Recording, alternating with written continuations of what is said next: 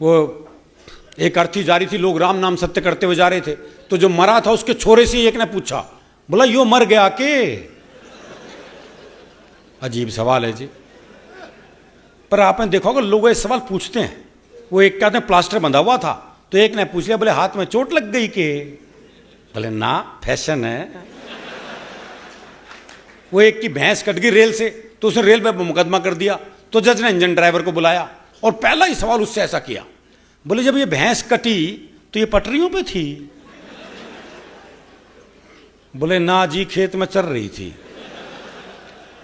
वो तो इंजन की नीयत खराब हो गई उस पर, क्या करें भाई। वो एक चौधरी कुत्ते को घुमा रहा था, तो एक ने पूछ लिया, बोले चौधरी कुत्ते ने घुमावा है? बोले ना, ऊंट है, कद छोटा रह गया इसका।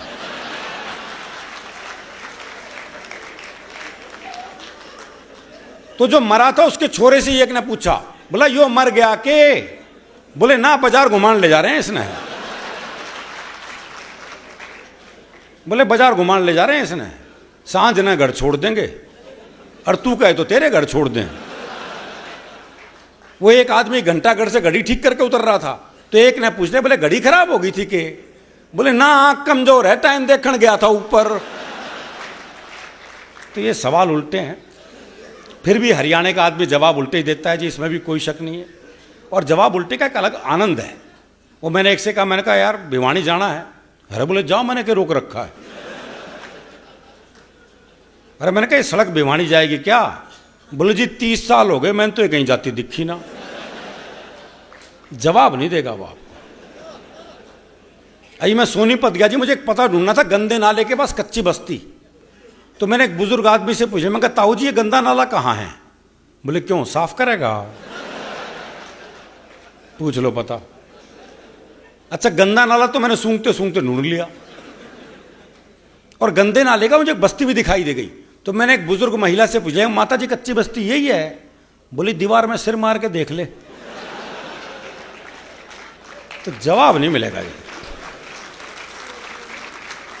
उसी के सौंदर्य पे एक शुद्ध हास्य की कविता आदरणीय पंवार जी का आदेश है, वो सुनाता हूँ। और फिर इस कविता के बाद पंवार जी हैं और आप हैं, और फिर इस कवि सम्मेलन का वातावरण बिल्कुल अलग होगा, क्योंकि जब पंवार जी आते हैं तो आप जानते हैं पंवार जी उस आग का नाम है। पंवार जी आग को गाने वाले कवि हैं। आग को गाना बहुत मुश्किल काम है, इसलिए मैं पहले ही अपना काम कर लेता हूँ। बहुत आनंद के साथ सुनिए, कोई दिमाग लगाने की जरूरत नहीं, मैंने लिखने में नहीं लगाया, तो आप सुनने में क्यों लगाओ। पुलिस को रंगरूटों का दस्ता चाहिए था नया। हरियाणा का राधेश्याम भी इंटरव्यू देने गया। इंटरव्यू में पूछा गया सिर्फ एक सवाल, और राधे ने बना दिया सवाल का बवाल। सवाल था, आप सेब खरीदने जाओगे तो 50 रुपए किलो के हिसाब से 100 ग्राम सेब के कितने पैसे देकर आओगे? यह आसान सा सवाल था जी, लेकिन इस आसान से सवाल को हरियाणा का आदमी कैसे बवाल बना सकता है, बस यही इस कविता का सौंदर्य है। आप सेब खरीदने जाओगे तो 50 रुपए किलो के हिसाब से 100 ग्राम सेब के कितने पैसे देकर आओगे? राधे बोला, अगर मैंने 100 ग्राम सेब के भी पैसे दिए तो पुलिस में भर्ती हो रहा हूं क्या एस्तेसी कराने के लिए?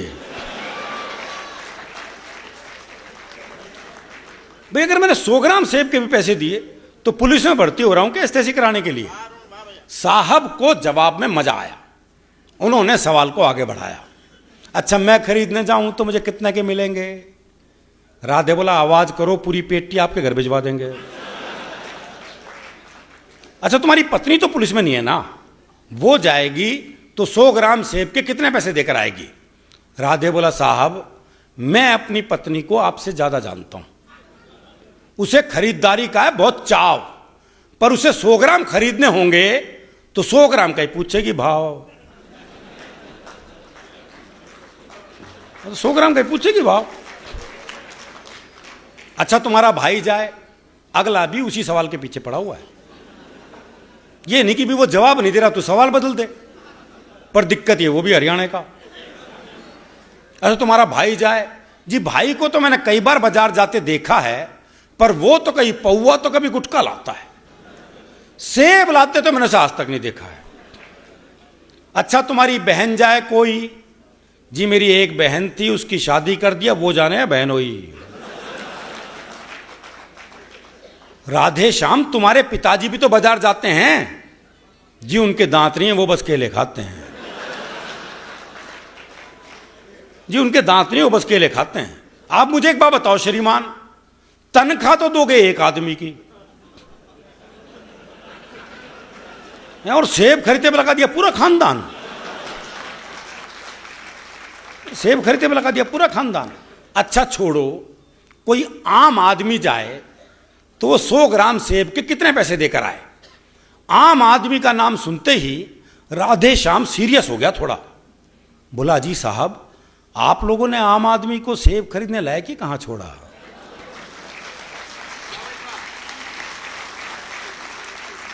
अजी साहब, आप लोगों ने आम आदमी को सेब खरीदने लायक ही कहां छोड़ा?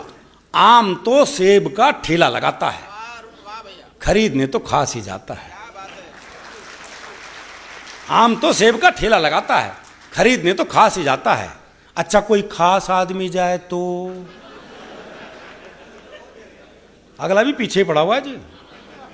अच्छा कोई खास आदमी जाए तो? पहली बात तो यह कि अगर वो खास है तो खुद क्यों जाएगा? भाई अपना नौकर भेजेगा, और आपके कहने से चला भी जाएगा तो क्या सिर्फ 100 ग्राम खरीद के लाएगा? चलो आपकी अंतिम इच्छा पूरी करने के लिए 100 ग्राम खरीद भी लाए, तो इसका हिसाब आप मुझसे क्यों लेते हैं? हाँ, हिसाब बताएंगे उसके सीए जिन्हें वो तनख्वाह देते हैं। चलो इस सवाल को यहीं छोड़ते हैं, इंटरव्यू का रुख अब दूसरी तरफ मोड़ते हैं। देखो साहब, ये तो है सरासर फरेब। दूसरा सवाल बाद में आएगा, पहले आएंगे 100 ग्राम सेब। पहले आएंगे 100 ग्राम सेब। तुम्हारा कोई दोस्त है राधे श्याम? हाँ जी है, सीताराम। वो सेब खाता है? हाँ, कोई खिलाए तो खा जाता है।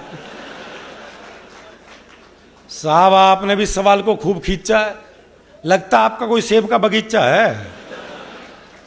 कुछ भी हो पर अब अपना जवाब ले लो। जवाब पे आ गया जी। कुछ भी हो पर अब अपना जवाब ले लो। सीताराम फल वाले को 5 रुपए देगा और कहेगा इतने के सेब दे दो, पर इतने के कितने? अब ये सेब वाले की मर्जी, वो दे दे जितने। राधे श्याम, तुमने तो जरा सी बात का बना दिया बवाल। राधे बोला साहब, मुझे तो शुरू से पसंद नहीं है सवाल, मुझे तो शुरू से ही पसंद नहीं है सवाल। मेरे विचार में आज संसार में जितनी भी गड़बड़ है, असल में सेब ही उसकी जड़ है। दर्शन पे आ गए, चिंतन पे आ गया, पर जवाब देके नहीं दिया।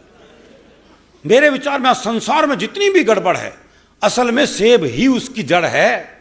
अगर उस दिन आदम और हव्वा वो एक सेब नहीं खाते तो ना मैं आता ना आप यहां आते, तो ना मैं यहां आता ना आप यहां आते, ना 100 ग्राम होता ना 500 ग्राम, ना आप साहब होते ना मैं राधे श्याम। देखो दुनिया में 5 ही सेब प्रसिद्ध हुए हैं, 5वां अभी हुआ है भाई साहब। एक तो आदम और हव्वा ने खाया, जो उसका परिणाम हम देख ही रहे हैं, ऊपर तक है। दूसरा सेब वो लोकप्रिय हुआ जो न्यूटन के ऊपर गिरा। बच्चे सोचते उस दिन वो नारियल के पेड़ के नीचे क्यों नहीं बैठा था। तीसरा एप्पल, वो स्टीव जॉब्स वाला एप्पल लोकप्रिय हुआ। चौथा सेब अभी आसाराम जी ने लोकप्रिय करा है। पता लगा वो नारायण साईं ने तो कमाल ही करा साहब, अपनी शिष्या को सेब खिलाया जिससे वो गर्भवती हो गई। तो सेब की का मूल्य देखो आप, मतलब लोकप्रिय करा उन्होंने भी। और 5वां सेब है मेरा। कहते हैं जी एक सेब खाओ तो आदमी डॉक्टर से दूर रहता है, आदमी में ऊर्जा रहती है, आदमी में ऊर्जा रहती है तो आदमी पैसा कमाता है, पैसा कमाता है तो शादी होती है, शादी होती है तो बच्चे होते हैं, बच्चे होते हैं तो टेंशन होती है, टेंशन होती है तो बीमारी होती है। लो और खा लो सेब। इंटरव्यू का यह हुआ परिणाम कि आजकल राधे श्याम सब्जी मंडी में डंडा फटकारते हैं, खुद तो भरपेट खाते हैं और साहब के लिए 100 ग्राम भिजवाते हैं और साहब के लिए 100 ग्राम भिजवाते हैं।